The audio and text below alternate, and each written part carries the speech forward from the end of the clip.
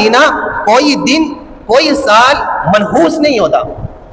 ہمارا ایک آج کل کا نظریہ بنا ہوا ہے کہ محرم کا مہینہ منحوس مہینہ ہے، اور جو ابھی جو مہینہ گزر رہا ہے، جس مہینے سے ہم گزر رہے ہیں، اس مہینے کو سفر کا مہینہ کہا جاتا ہے۔ لوگ اس مہینے کو بھی منحوس قرار دیتے ہیں، کہتے ہیں اس مہینے میں گھر میں جنات آتے ہیں، شیاطین آتے ہیں، فلان ہوتے ہیں۔ بھائی یہ بالکل غلط عقیدہ ہے، بالکل ہندوانہ رسم ہے، اور ہندوؤں کا نظریہ ہے، مسلمانوں کا ایسا نظریہ نہیں ہے۔ کوئی مہینہ، کوئی دن منحوس نہیں ہوتا، بات آ گئی سمجھ میں؟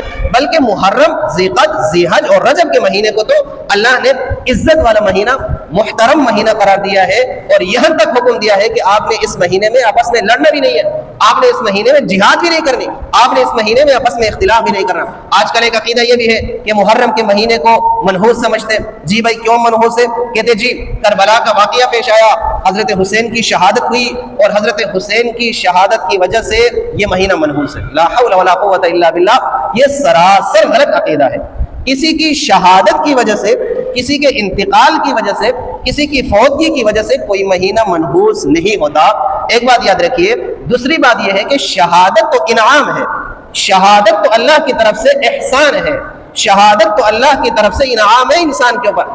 جب اللہ کی طرف سے کسی کو انعام کسی مہینے میں ملے، میں اور آپ کون ہوتے ہیں کہ اس مہینے کو منحوس قرار دے دیں؟ دوسری بات، اگر حضرت حسین رضی اللہ تعالیٰ عنہ کی وجہ سے ہم محرم کے مہینے کو منحوس قرار دے دیں گے کہ حضرت حسین کی شہادت ہوئی ہے، کربلا کا واقعہ پیش آیا ہے، تو اس مہینے کو چونکہ منحوس قرار دے دو، ننگے سر پھیرو، ننگے پیر پھیرو، کالے کپڑے پہنو، گھروں کے اندر چرپائیوں کو الٹا کرو، نہاؤ نہیں، سر پہ کنگھی نہیں کرو، یہ سراسر غلط عقیدہ ہے، سراسر ہندوانہ رسم ہے۔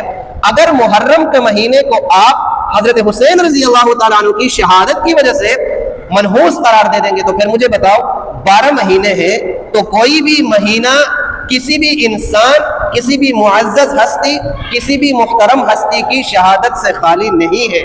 پھر آپ ماہ ربیع الاول کے اندر اب علیہ الصلوۃ والسلام کی یوم وفات ہے، اب پھر آپ 12 اور ربیع الاول کے مہینے کو منحوس قرار دے دو نا، کیونکہ حضرت حسین کا درجہ تو آپ علیہ الصلوۃ والسلام سے کم ہے، اور حضرت حسین کو جو درجہ ملا ہے وہ آپ علیہ الصلوۃ والسلام کے نواسے ہونے کی وجہ سے ملا ہے۔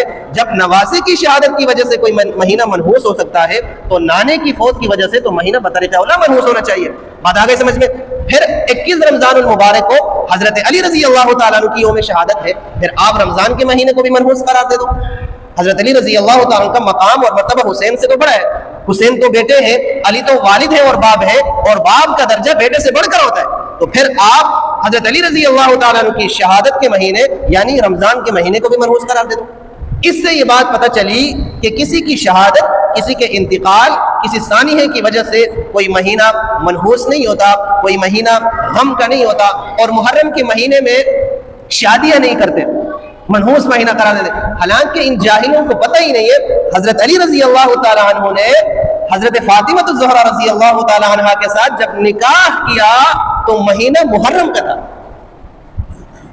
اور جہاں جن کی وجہ سے یہ منحوس قرار دیتے وہ تو محرم کے مہینے میں خود نکاح کرتے۔ اس لیے کوئی مہینہ کسی کی شہادت کی وجہ سے